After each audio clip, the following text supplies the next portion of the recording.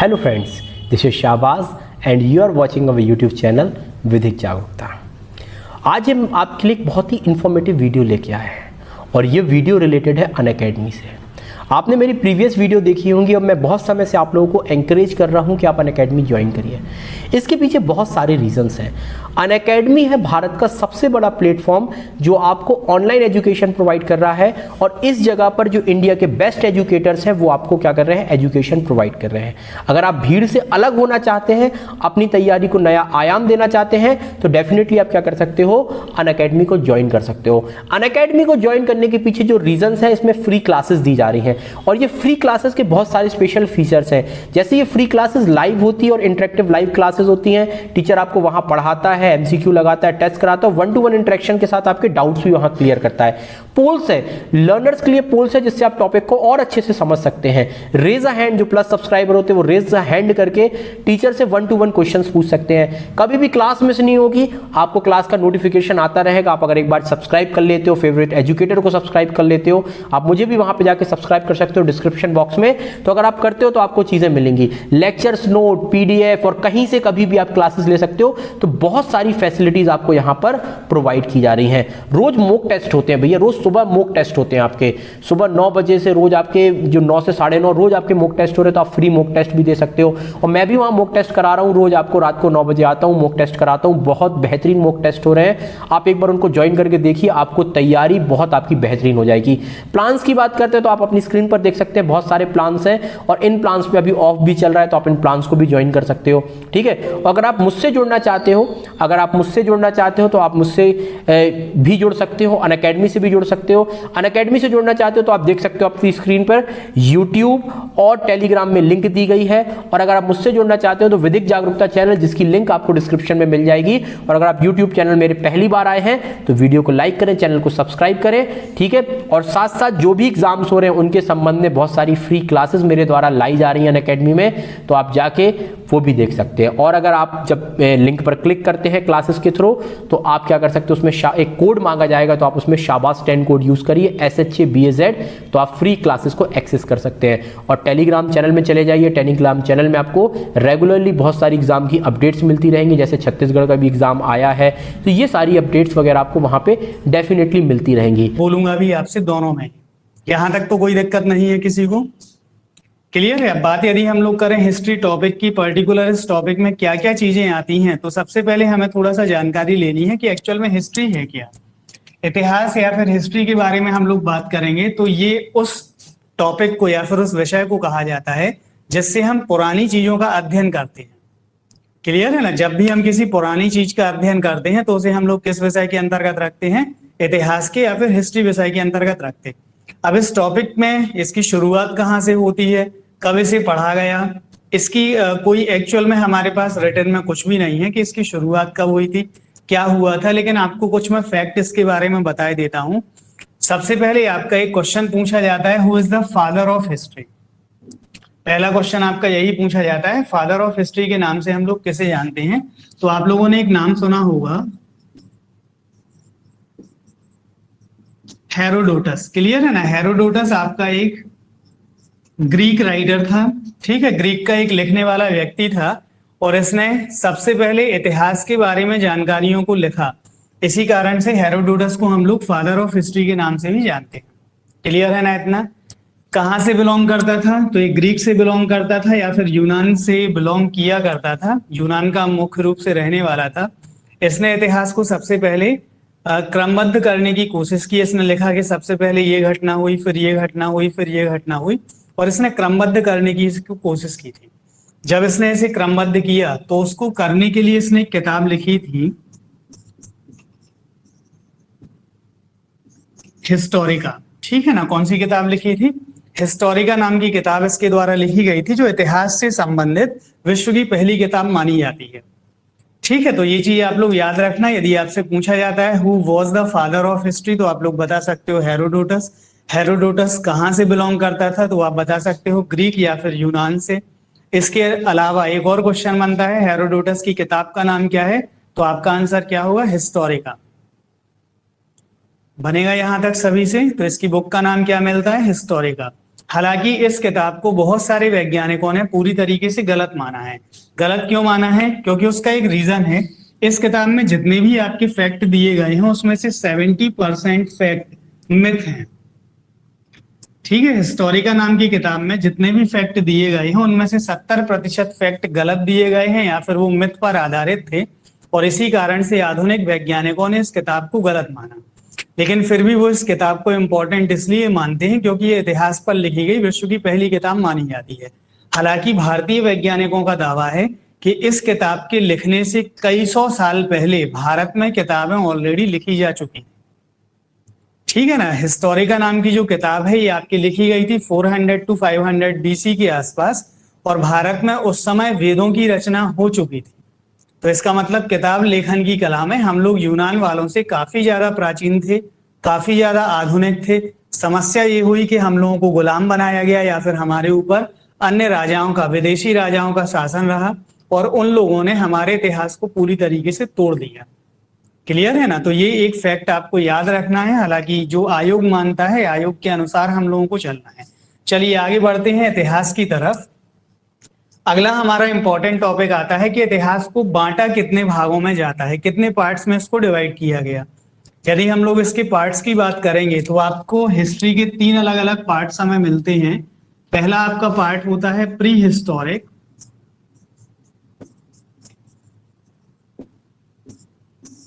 दूसरा आपका पार्ट है पोस्ट हिस्टोरिक, और तीसरा आपका पार्ट है हिस्टोरिक। क्लियर है ना? तो इतिहास को हम लोग मुख्य रूप से 3 अलग अलग भागों में बांटते हैं। सबसे पहले प्री हिस्टोरिक, पोस्ट हिस्टोरिक और हिस्टोरिक। इन तीनों आपको हिंदी में कहा जाएगा। तो प्री हिस्टोरिक का मतलब होता है प्रागैतिहासिक काल। ठीक है, पोस्ट हिस्टोरिक का मतलब आपका होता है आग ऐतिहासिक काल। मैं लिखे देता हूं।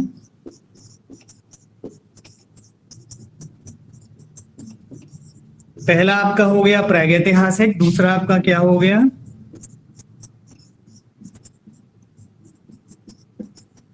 आग ऐतिहासिक, और तीसरा आपका हो जाएगा ऐतिहासिक। क्लियर है ना? तो इतिहास को मुख्य रूप से 3 अलग अलग भागों में बांटा गया है। हाँ, इसको अपन लोग एंशियन, मेडाइवल, मॉडर्न भी बोलते हैं, लेकिन वो इसको नहीं कहा जाता। किसको कहते हैं वो अपन आगे बढ़ेंगे। पहले टॉपिक को समझ लो, फिर उसके बाद में आपके एक एक पॉइंट क्लियर हो जाएंगे। तो इतिहास को हम लोग आमतौर पर 3 अलग अलग भागों में बांटते हैं। सबसे पहले आपका प्री हिस्टोरिक, दूसरा आपका पोस्ट हिस्टोरिक, और थर्ड वन आपका कौन सा है? हिस्टोरिक। क्लियर है ना? ये किस लेखक के द्वारा कहा गया ये पेपर में कभी नहीं पूछा जाता। अब इन तीनों पार्ट्स में अंतर क्या है ये चीज समझना है। जितने भी आपके पार्ट बने हैं सबके सब बने हुए हैं ह्यूमंस के आधारित। ठीक है, जितने भी पार्ट बने हैं सबके सब किस पर आधारित बने हुए हैं? ह्यूमंस के। मतलब मानव की उत्पत्ति से लेकर अब तक का जो समय है वो इसमें लिया जाता। मानव की उत्पत्ति कब हुई, फिर उसने कैसे विकास किया, फिर क्या क्या हुआ, ये सब कुछ इसमें फैक्ट आते हैं। क्लियर है ना? आप में से ज्यादातर बच्चों को, जो बच्चे पुराने बैच के बैठे होंगे उन्हें जानकारी होगी। मैं एक बार पहले भी क्लास में बता चुका हूं कि प्राचीन मानव की उत्पत्ति लगभग 40 लाख वर्ष पहले मानी गई थी। ऐसा कहा जाता है कि आज से लगभग 40 लाख ईयर्स एगो पहली बार मानव की उत्पत्ति हुई। लेकिन मानव की उत्पत्ति अचानक से होने वाली घटना नहीं थी। सबसे पहले मानव बनने से पहले, यानी कि कहा जाए तो हम लोग जानवरों की तरह रहते थे, जानवरों की तरह बिहेव करते थे। लाइक गोरिल्ला हो गया, चिंपैंजी हो गया, बंदर हो गया, या फिर होमो सैपियंस हो गया। ये सभी के सभी एक ही प्रजाति के होते थे।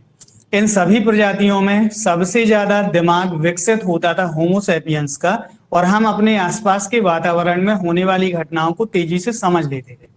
धीरे धीरे हम लोगों ने विकास करना शुरू किया। प्रारंभिक समय में यदि कहा जाए तो हम शिकार करने के लिए डायरेक्टली अपने नेल्स का, नाखूनों का प्रयोग करते थे, या फिर अपने दांतों का प्रयोग करते थे, जो एक जानवर करता है। सिस्टम आपका कंटिन्यू चलता रहा। धीरे धीरे हमें अनुमान लगा कि भाई नाखूनों का और दांतों का प्रयोग करना काफी ज्यादा कठिन है, तो हमने इनके स्थान पर पत्थर के औजारों का प्रयोग करना स्टार्ट कर दिया। क्लियर है ना? समय बदला, पत्थर के औजारों के स्थान पर हम लोगों ने धातु के औजार लेना शुरू कर दिया। धातु के बाद आपका समय और धीरे धीरे बदला, तो अब हम लोगों ने गन्स का प्रयोग करना शुरू कर दिया। क्लियर है ना? तो समय के साथ धीरे धीरे हम लोगों ने सीखा है और अपने आप को डेवलप किया है। 40 लाख ईयर्स एगो की बात करेंगे तो वो आपका प्री हिस्टोरिक का समय आता है, और वर्तमान समय आपका किस में शामिल हो जाता? हिस्टोरिक में। क्लियर है? कहां से कहां तक की कहानी चलती है, तो सबसे पहले हमें उस कहानी को समझने से पहले इस शब्द का मीनिंग जानना है। प्रागैतिहासिक यानी कि प्री हिस्टोरिक पीरियड का मतलब क्या होता है, ये चीज थोड़ा सा समझना है। ये एक ऐसा समय है जब मनुष्य लिखना नहीं जानता था। ये चीज याद रख लेना आप लोग, पेपर में कई बार पूछी जाती है। प्री हिस्टोरिक पीरियड में हम लोगों को लिखना या फिर पढ़ना नहीं आता था, ये चीज याद रखना। भाई सिंपल सी बात है, जब हम लोग लिखना ही नहीं जानते थे, जब हमारी कोई भाषा ही नहीं थी, तो सिंपल सी बात है ना ही हम लोग उस समय पढ़ना जानते होंगे। एक चीज और भी हम लोग बोल सकते हैं कि उस जमाने में क्या नहीं होती थी, वो थी भाषा। तो ये चीज याद रखने योग्य बात है, ना तो हम लोग उस समय लिखना जानते थे, पढ़ना जानते थे, ना ही हमारी कोई भाषा होती थी। हम लोग एक दूसरे के द्वारा जब भी बात करते थे, तो जैसे जानवर एक दूसरे को डिफरेंट टाइप की आवाज निकाल कर बात करते हैं, वही सिस्टम आपका इस जमाने में भी चलता था। क्लियर है ना इतना? धीरे धीरे हम लोगों ने अपने आप को डेवलप करना स्टार्ट किया। डेवलप होते होते होते होते हम एक नए पीरियड में प्रवेश कर गए, जैसे हम लोग पोस्ट हिस्टोरिक या फिर आग ऐतिहासिक के नाम से जानते हैं। आगे ऐतिहासिक की यदि हम लोग बात करेंगे तो ये एक ऐसा समय होता है जब मनुष्य लिखना जानता था, पढ़ना जानता था। ये चीज याद रखें, जब आपका पोस्ट हिस्टोरिक पीरियड आया था तो हम लोगों ने इस समय क्या क्या सीखा था? एक तो हम लोगों ने लिखना सीख लिया था, दूसरा हम लोगों ने क्या सीख लिया था? पढ़ना। ये दोनों चीजें हम सीख चुके थे, और इसके अलावा हम लोगों की अपनी एक पर्टिकुलर भाषा भी हुआ करती थी। ठीक है ना? अलग अलग रीजन की, अलग अलग क्षेत्रों की बहुत सारी भाषाएं हुआ करती थी, तो इस समय हमारी कोई भाषा भी थी। लेकिन समझने वाली बात यह है कि इस जमाने में, यानी कि जब मैं बात कर रहा हूं आगे ऐतिहासिक काल की, तो इस जमाने में क्या लिखा गया, क्या पढ़ा गया, या फिर क्या भाषा होती थी, हमें इन तीनों चीजों के बारे में कोई नॉलेज नहीं है। ठीक है ना? उनके द्वारा या फिर प्राचीन मानव के द्वारा बहुत सारी लिखी हुई चीजें हमें प्राप्त हुई हैं, जिन्हें अपन लोग अभिलेख के नाम से जानते हैं। लेकिन उन अभिलेखों में लिखा क्या है, उन अभिलेखों को क्या पढ़ा जाता है, या फिर उनको कैसे समझा जाए, हमें इस टेक्निक के बारे में नॉलेज नहीं है। तो ये तो इसका डिवाइडेशन है एक नॉर्मल वे में। आपको फिर से इस चीज को मैं रिपीट कर देता हूं। प्री हिस्टोरिक का मतलब एक ऐसा पीरियड है जब हम लोग लिखना पढ़ना नहीं जानते थे, हमारी कोई भाषा नहीं होती थी। दूसरा है आपका पोस्ट हिस्टोरिक या आगे ऐतिहासिक काल। इस यदि टाइम की बात करेंगे तो हम लोग लिखना भी जानते थे, पढ़ना भी जानते थे, हमारी भाषा भी थी, लेकिन उसको हम लोग आज तक समझ नहीं पाए। फॉर एग्जाम्पल, आप में से कई सारे बच्चों ने हड़प्पन सिविलाइजेशन के बारे में सुना होगा।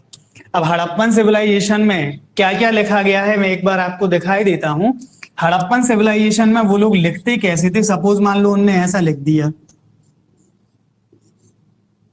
ठीक है ना, या फिर उनने कुछ ऐसा बना दिया, ठीक है, या फिर उनने क्या कर दिया, ऐसा कुछ बना दिया। अब क्या आप लोग इसको पढ़ पा रहे होगे क्या लिखा हुआ है? इसको पढ़ना तो संभव नहीं है। हमारे दिमाग में एक चीज आएगी कि भाई सन ने एक आदमी बना दिया जो हाथ ऊपर करके बल्ले बल्ले कर रहा है, या फिर सन ने यहाँ कुछ इन्फिनिटी जैसा बना दिया, या फिर सन ने यहाँ पर कोई स्वास्तिक का चिन्ह बना दिया। क्लियर है ना? तो इस जमाने में ये लोग लिखा करते थे, वो इसी टाइप से लिखा करते थे, उनकी कोई अपनी भाषा थी, लेकिन उसे आज तक हम लोग नहीं पढ़ पाए हैं। पॉइंट यहां तक क्लियर है? तीसरा हमारा आता है हिस्टोरिक पीरियड। इस पीरियड में हम लोगों ने रीडिंग भी की है, इस पीरियड में हम लोगों ने राइटिंग भी की है, और इस पीरियड में हमारी एक लैंग्वेज भी हुई है। उसे पढ़ा भी जा सकता है, उसे लिखा भी जा सकता है, और उसे समझा भी जा सकता है, यानी कि ये तीनों चीजें हम लोग प्रेजेंट में कर रहे हैं। क्लियर है ना भाई? आप यूरोप में जाओगे तो वहां पर इंग्लिश को लिखा जाता है, इंग्लिश को पढ़ा जाता है। भारत में हिंदी लिखी जाती, हिंदी पढ़ी जाती। साउथ इंडिया में तमिल है, तेलुगु है, लिखी जाती है, पढ़ी जाती है। तो ये सब कुछ होता है, और उसको हम बाकायदा पढ़ सकते हैं, समझ सकते हैं। ये आपका कौन सा पार्ट है? हिस्टोरिक। आगे ऐतिहासिक काल में लिखने के साक्ष्य मिले हैं, पढ़ने के साक्ष्य मिले हैं। क्लियर है ना? लेकिन उसको वर्तमान मानव समझ नहीं पाया। और यदि हम लोग प्री हिस्टोरिक की बात करेंगे तो इसमें हमें ऐसा कुछ भी नहीं मिला। क्लियर है? चलिए, कुछ डाउट हो तो जल्दी से पूछ लो, फिर आगे बढ़ा जाए। यदि कोई डाउट हो तो जल्दी से पूछें, फिर उसके बाद हम लोग आगे बढ़ते हैं।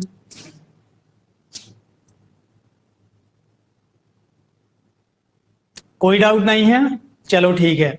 देखो आज आप लोगों का फर्स्ट डे है, कई सारे बच्चे फर्स्ट डे आज बैठे हुए हैं, तो ये चीज आपको याद रखनी है। अभी मैं ट्रेन को चलाना शुरू मैंने नहीं किया है, ठीक है। 2 महीने में आपका मुझे कोर्स कंप्लीट करवाना है, तो 2 महीने में कोर्स कंप्लीट करवाने से पहले थोड़ा सा हमें टॉपिक की रूपरेखा समझनी है। टॉपिक शुरू कहाँ से हुआ, फिर जैसे ही हम लोग पटरी पर आएंगे आपकी स्पीड अपने आप आ जाएगी। तो कुछ बच्चे हो सकता है घबरा रहे हों कि सर बहुत ज्यादा डीप पढ़ा रहे, बहुत ज्यादा पीछे से पढ़ा रहे, तो इतना कंफ्यूज नहीं होना, धीरे धीरे एक एक चीजों को हम लोग कनेक्ट करेंगे। भाई फर्स्ट डे में आपको तेंदुलकर बिल्कुल नहीं बनना है, फर्स्ट डे में आपको सिंपल सी बात है घर में प्रैक्टिस करनी है। क्लियर है ना? चलिए आगे बढ़ते हैं।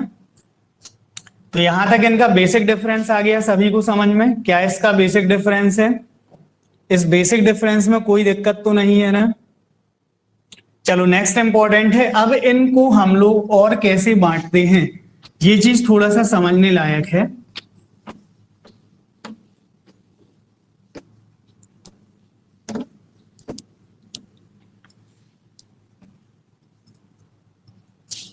अब देखिए इसमें जो आपका पहला पार्ट था जिसे हम लोगों ने नाम दिया था प्री हिस्टोरिक, प्री हिस्टोरिक को भी हम लोग 3 अलग अलग पार्ट में डिवाइड कर देते हैं। कितने पार्ट में डिवाइड करते हैं? 3 अलग अलग पार्ट में। अब ये 3 अलग अलग पार्ट कौन कौन से होते हैं, ठीक है ना? तो इसमें से जो आपका पहला पार्ट आता है इसको हम लोग नाम देते हैं पैलियोलिथिक एज, सॉरी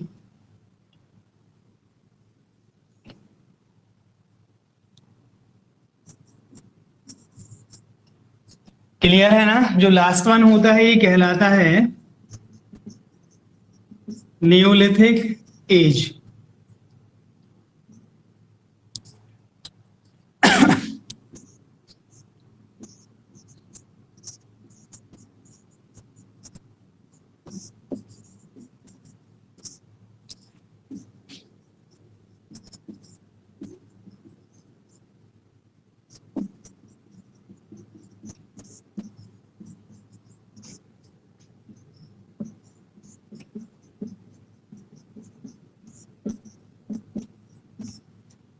चलिए थोड़ा सा अब हम लोग देखते हैं इस पॉइंट को।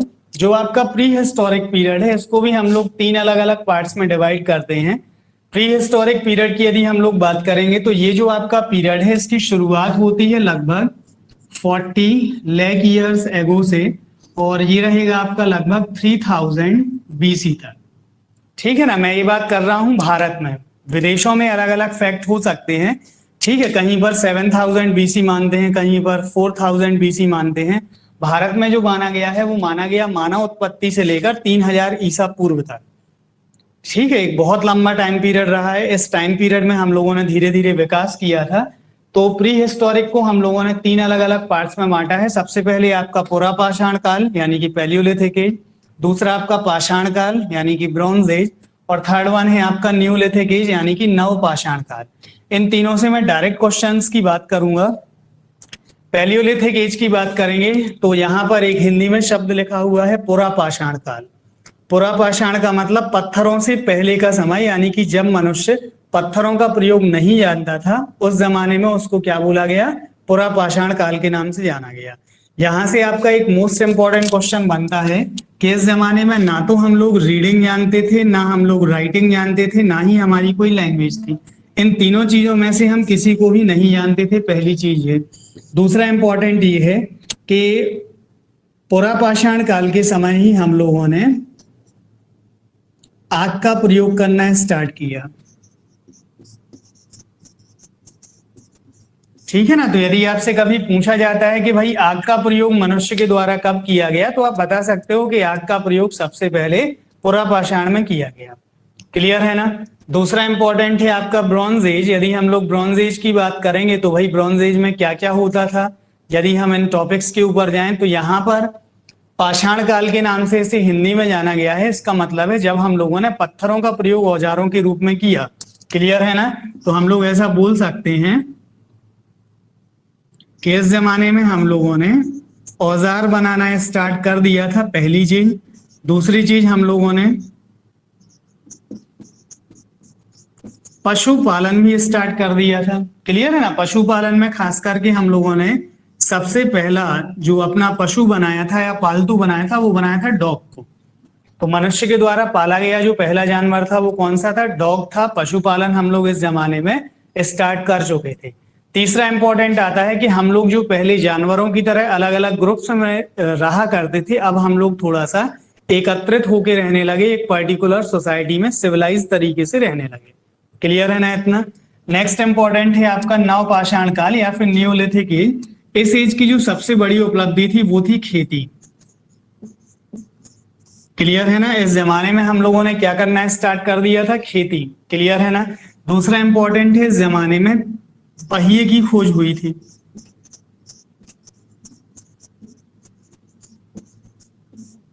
ठीक है ना? पहिए की खोज इस जमाने में की गई थी, तो ये चीज भी आपको याद रखनी है। अच्छा, मुझे एक चीज बताओ, खोज को कुछ बच्चे इन्वेंशन बोलते हैं, कुछ बच्चे डिस्कवरी बोलते हैं। What is the difference between invention and discovery? Anyone? कई बच्चे खोज के दो अलग अलग शब्द ले लेते हैं। कुछ बच्चे खोज को डिस्कवरी बोलते हैं, कुछ बच्चे खोज को इन्वेंशन बोलते हैं। दोनों के बीच में बेसिक डिफरेंस क्या है? कोई भी बच्चा?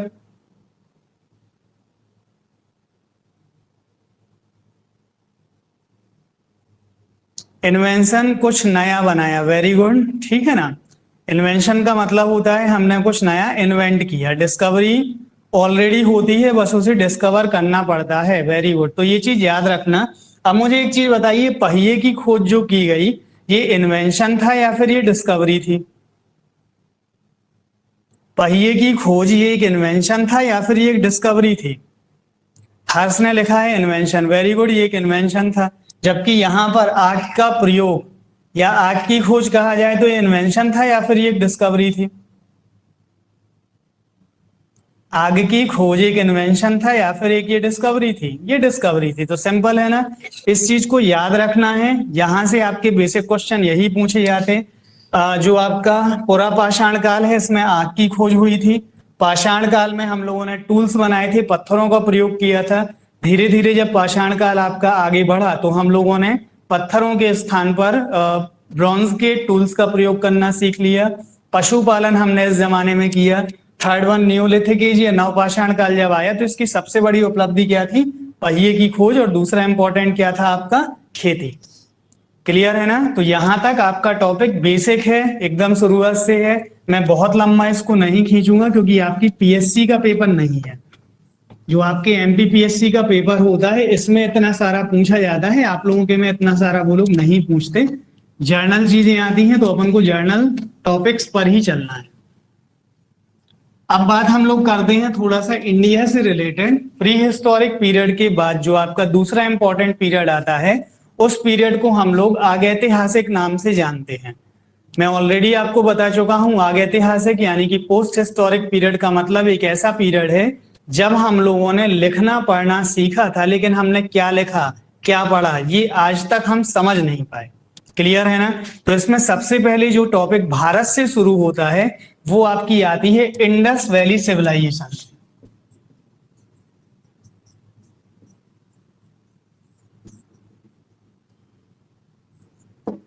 क्लियर है ना? तो भारत में इसकी शुरुआत कहां से होती है? इंडस वैली सिविलाइजेशन से, या फिर हिंदी में कहा जाए तो हिंदी में हम लोग बोलते हैं सिंधु घाटी सभ्यता। इंडस वैली सिविलाइजेशन या फिर सिंधु घाटी सभ्यता। अब ये दोनों है क्या, ये चीज समझना है। सबसे पहले इसको समझने से पहले हमें इसका टाइम पीरियड जानना पड़ेगा। तो इंडस वैली सिविलाइजेशन या फिर सिंधु घाटी सभ्यता का जो समय है वो टाइम पीरियड लिया गया है लगभग 2350 ईसा पूर्व से, और ये आपका आता है 1750 ईसा पूर्व तक।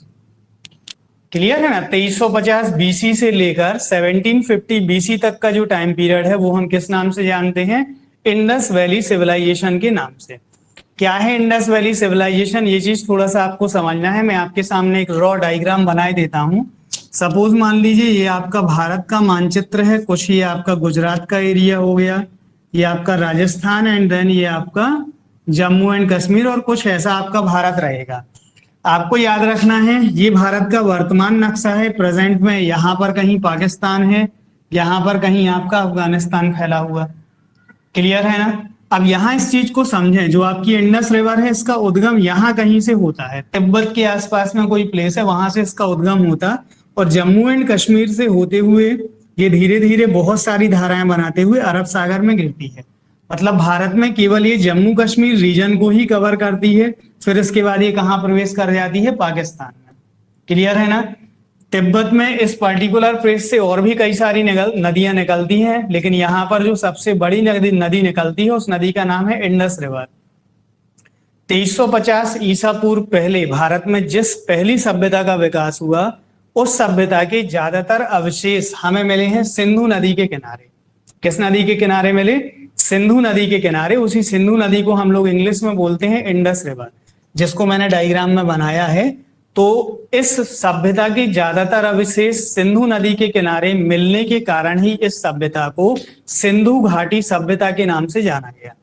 यदि आपसे कभी पूछा जाता है कि भाई इस सिविलाइजेशन को इंडस वैली सिविलाइजेशन क्यों कहा गया है, तो आप बता सकते हो कि भाई इसके ज्यादातर अवशेष हमें इंडस रिवर के किनारे मिले थे और इसी कारण से हमने इसका नाम क्या रख दिया, इंडस वैली सिविलाइजेशन। क्लियर है। एक और इंपॉर्टेंट फैक्ट इसका याद रखना है, इस सभ्यता में पहला जो शहर खोजा गया था उस शहर का नाम था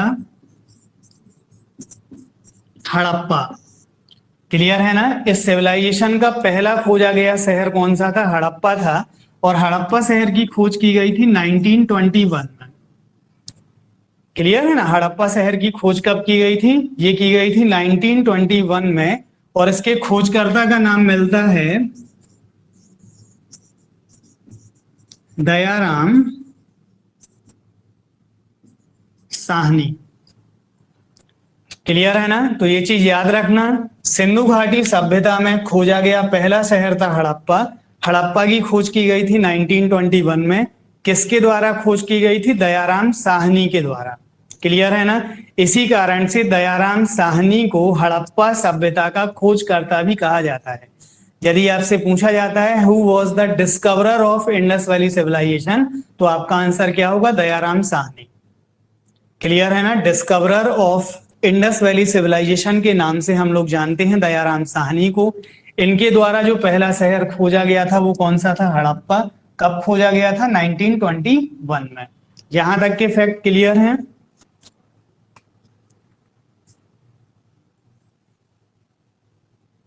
यहां तक के फैक्ट क्लियर है या फिर नहीं, कोई दिक्कत तो नहीं है इन फैक्ट्स में।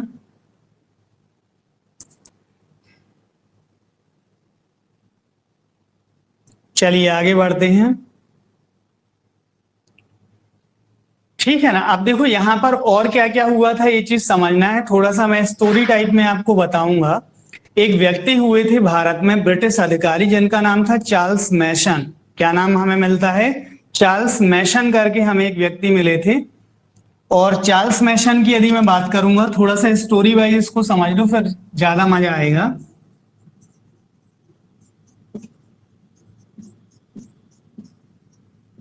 चार्ल्स मैसन की यदि मैं आपसे बात करूंगा तो चार्ल्स मैसन भारत में थे लगभग 1821 के आसपास।